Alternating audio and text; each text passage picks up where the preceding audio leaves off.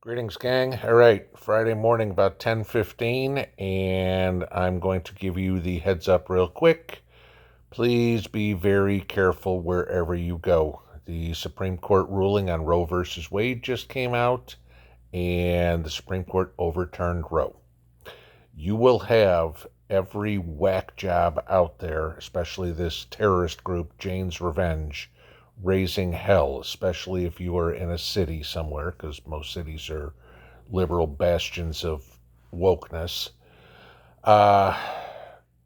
The syllabus of the opinion basically quote says this: the Constitution does not confer a right to abortion. Roe and Casey are overruled, and the authority to regulate abortion is returned to the people and their elected representatives. All right. Now, what this is basically doing is you no longer have a quote-unquote constitutional right to an abortion. Never should have in the first place, my opinion. Okay, leave it there. However, it doesn't make it illegal or anything of the sort like that to do it. It just depends. It gives the rights to the states to decide whether or not it will be legal in that state, which is where it should have been always in the first place. This goes further into what I have said many times and talked about briefly this morning about balkanization. This will probably be one of the hottest topics come fall, especially in your state elections.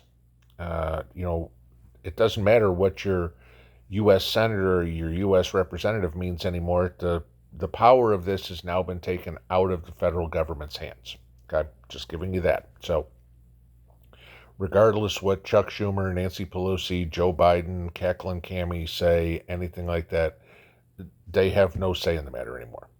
This is now down to your particular houses of Congress, whatever they're referred to in your state, and your governors, what they want to do, what they want to do. You'll hear all the crap everywhere about, well, gee, now they have to go to a different state to get it done. Fine. That's wonderful. You can pretty much figure most of the Northeast and most of the Pacific Northwest and California will make this completely legal. Okay? Say, no problem, you can still continue to do it here. You can pretty much figure that the entire Southeast and a lot of the Southwest, Texas, Oklahoma, Arizona, etc., will say no. This case will draw the lines for what you see in the way of balkanization. This is probably one of the hottest button topics in politics, has been for decades, and it will tell you basically which way either state is going to go. If the decision is now up to the state, again, like I said, politicians work for us, we don't work for them. Now your say in the matter matters. Okay? If, depending on whichever side of the fence you're on of this issue, now what you say really matters, because you have a lot more control over your state than you do over the federal government.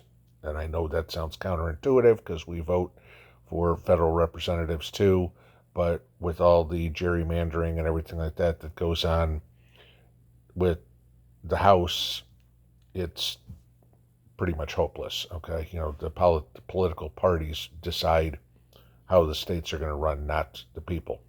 The states are a different story.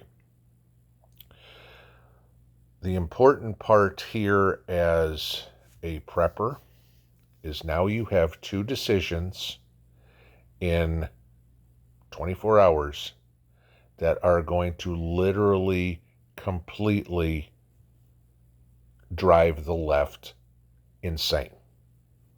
Okay? You had the gun decision yesterday, you've got an abortion decision today. They lost, both of them. Okay? And those are probably the biggest two issues that they always hang their hat on. You know, if we had a Supreme Court decision coming up on building the wall, or whatever, however you want to call, you know, immigration, they'd probably lose that one too.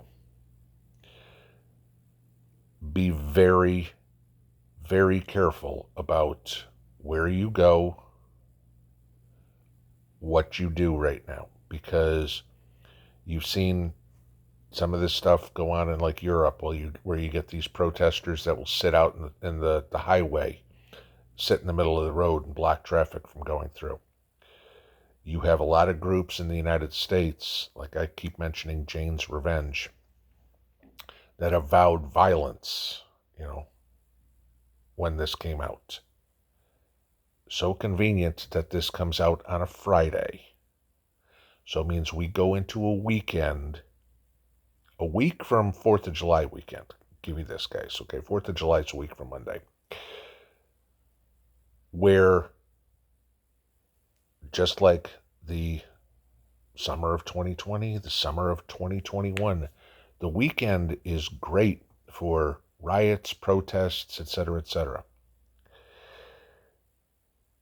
No matter how you fall on this issue, you guys know where I stand on it. Okay, so I'm just making a point for everybody.